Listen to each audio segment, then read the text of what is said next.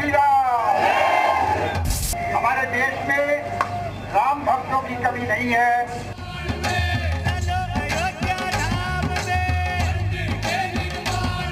यहाँ पूरे आह्लादित है, संपूर्ण भारतवर्ष आह्लादित है, राम भक्त आह्लादित हैं।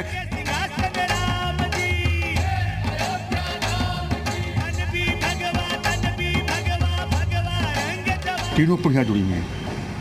उनके टाइम में अभियान शुरू हुआ, कि अभियान आंदोलन का रूप पकड़ा महंत अवैधनाथ जी में, और उसकी परिणति हुई वर्तमान पीठाधीश्वर महंत आदित्यनाथ जी की।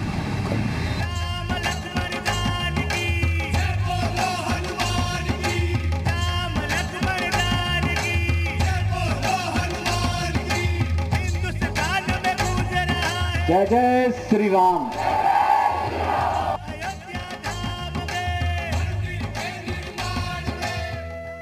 जासु बिरह सोचहु दिन राति, रटहु निरंतर गुनगन पाती।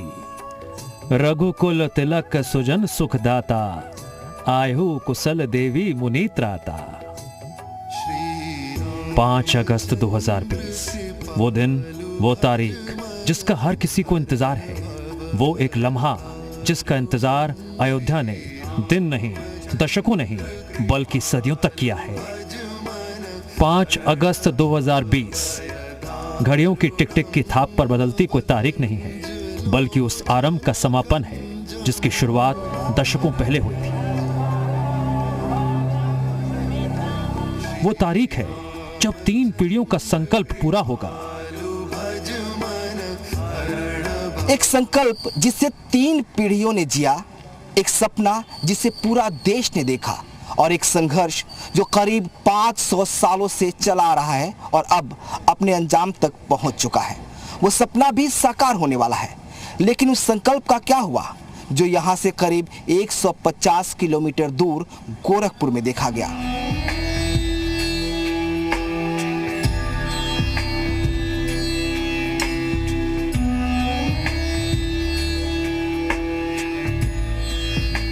पांच अगस्त के इंतजार में अयोध्या बेसब्र है।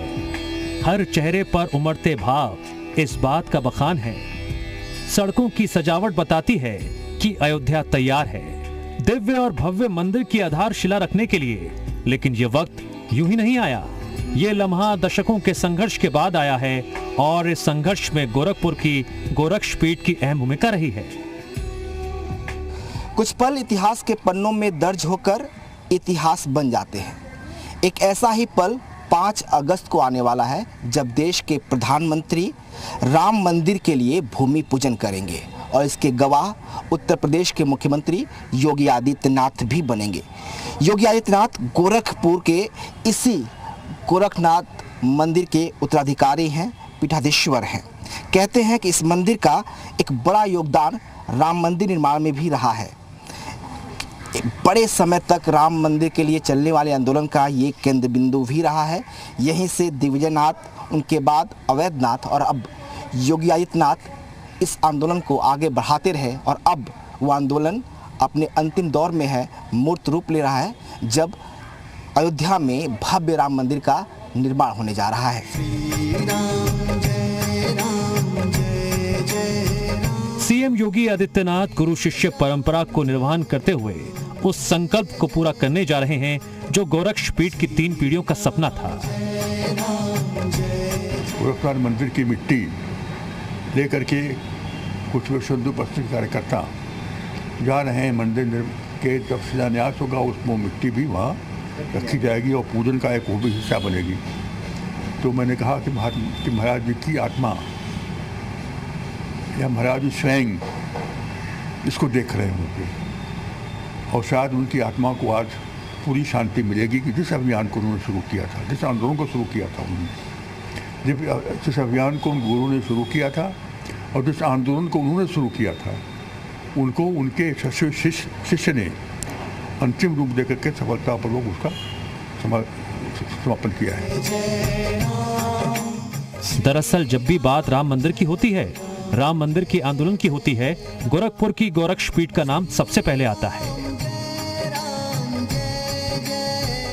राम मंदिर आंदोलन 3 अहम पड़ावों से होकर गुजरा है और तीनों ही पड़ावों की तारीखों में दर्ज है कि गोरक्षपीठ की भूमिका, फिर चाहे वो राम जन्मभूमि पर प्रभु श्री राम का प्राकट्य हो, या फिर मंदिर का ताला खुलने की ऐतिहासिक घटना, या फिर अब मंदिर का शिलान्यास।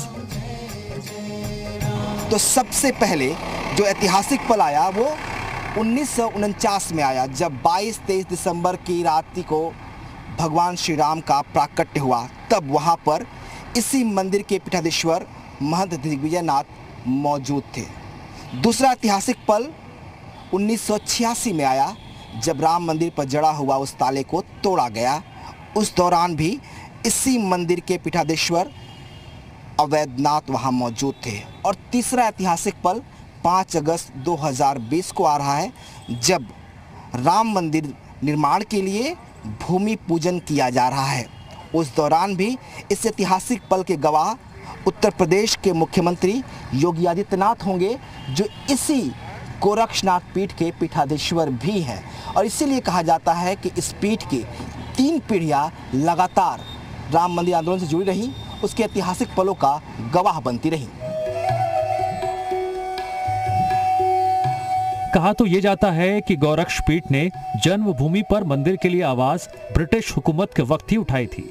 हालांकि तब इस मसले का हल नहीं निकल सका, लेकिन गोरक्षपीठ ने मंदिर निर्माण की दिशा में अपनी कोशिश जारी रखी।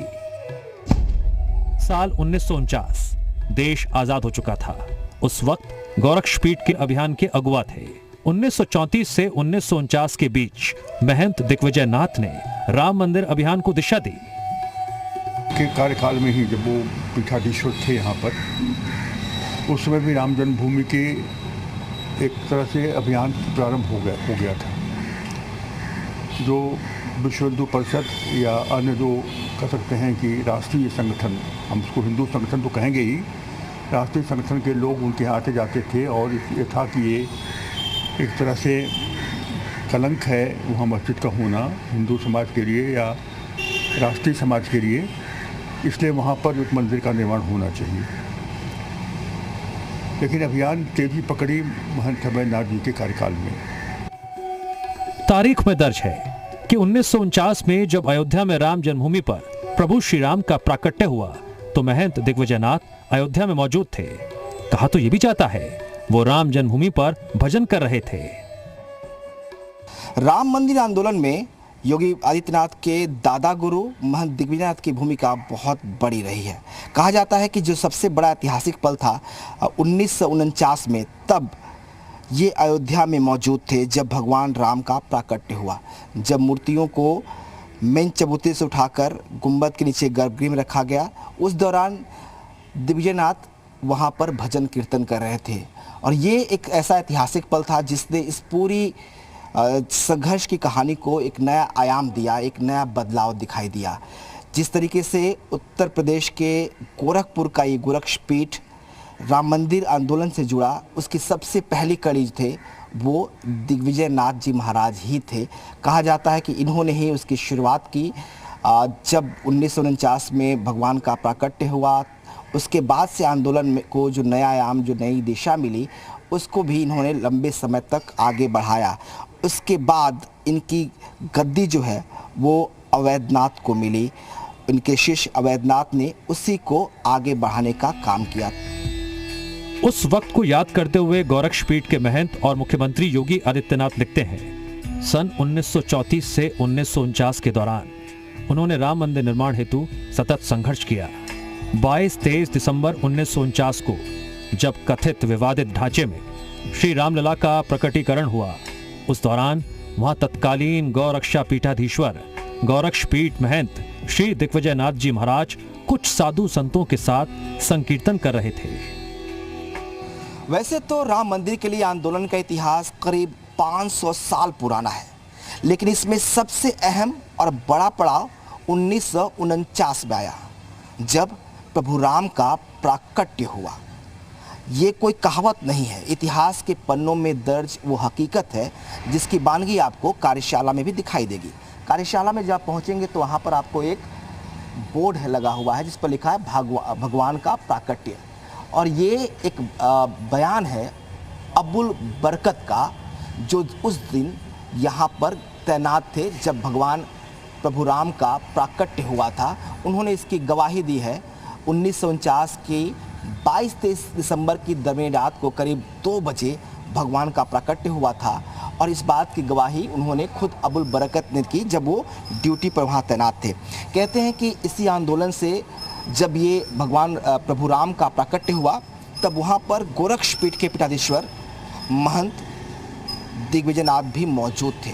ये वही वक्त था जब सीधे तौर पर गोरक्षपीठ राम मंदिर आंदोलन से जुड़ गया था। 28 सितंबर 1969 ये वो तारीख थी जब भव्य मंदिर का सपना देखने वाले महंत दिग्विजयनाथ ब्रह्मलीन हो गए। तो उनके अभियान को महंत अवैधनाथ ने आगे बढ़ाया और न सिर्फ बढ़ाया बल्कि आंदोलन का रूप दिया। ये महंत अवैधनाथी थे जिन्होंने देश भर के तमाम साधु संतों को राम मंदिर आंदोलन से जोड़ा। राम जन्मभूमि का ताला भी महंत अवैधनाथ के वक्त ही खुला था। और अशोक सिंघल तो यहाँ कहते थे कि अगर देश के सारे संत किसी विचारधारा को या किसी परंपरा को मानने वाले हों, अगर कहीं एक मंच पर किसी के नेतृत्व में आ सकते हैं तो वह महंत अवैधनाथ जी का नेतृत्व है। सारे नेतृत्व लोग इकट्ठा कर सकते हैं। उन्होंने करके दिखाया। उस ट्रस्ट के वे अध्यक्ष थे जिन्होंने राम आंदोलन चलाने का बीड़ा उठाया। अयोध्या के जो महान संत रहे हैं, महान रामचंद्र दास जी रहे और भी जितने संत रहे हैं, धर्माचार्य रहे हैं, शंकराचार्य लोग रहे हैं, सारे लोग इस अभियान में जुड़े रहे। 10 वर्ष तक महंत अवैधनाथ जी महाराज ने इसी राम जन्मभूमि के लिए राजनीति छोड़ दिए थे। जो भारतवर्ष के कोने कोने में सब जगह जाकर उन्होंने अलग जगाया, जागरण का किया कि राम जन्मभूमि के लिए सब लोग हम एकजुट हों ताकि ये अभियान पूर्ण हो।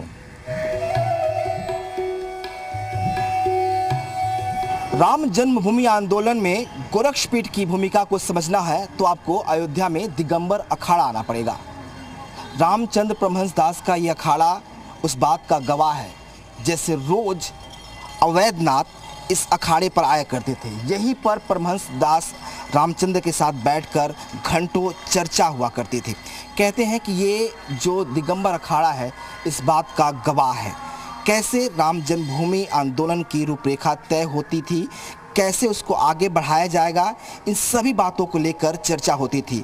आपको 2002 की वो तस्वीर भी याद होगी जब परमहंस दास ने शिलादान किया था। उस दौरान महंत अवैधनाथ वहाँ उनके साथ मौजूद थे और यहीं से एक और बड़ी भूमिका तय हुई।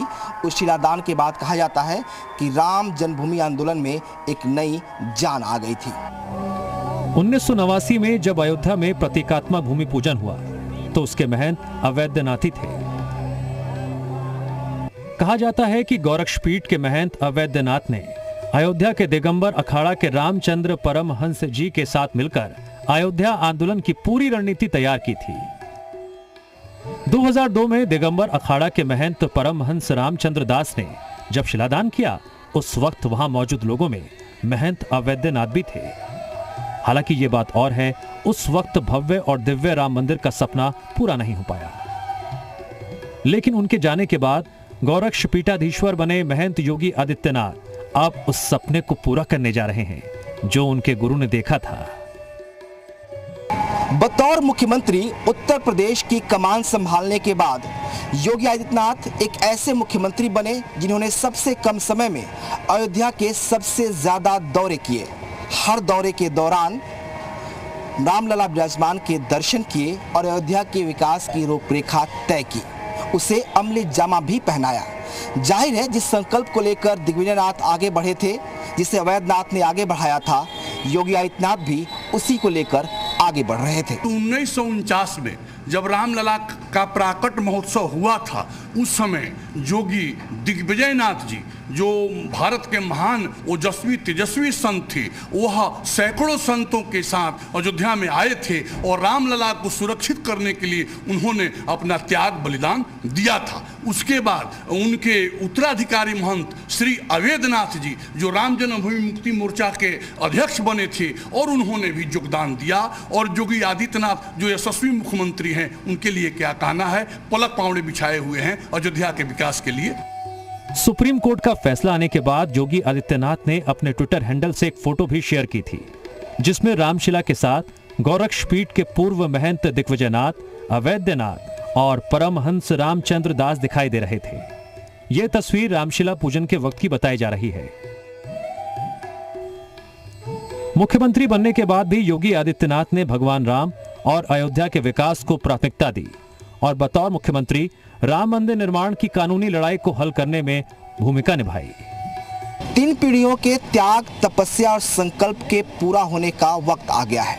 5 अगस्त को अयोध्या में राम मंदिर निर्माण के लिए भूमि पूजन के साथ ही योगी आदित्यनाथ का ये संकल्प भी शायद पूरा हो जाए। दरअसल गुरु शिष्य परंपरा में जब गुरु अपने शिष्य को दीक्षा देता है तो उसके साथ कुछ जिम्मेदारियां भी देता है।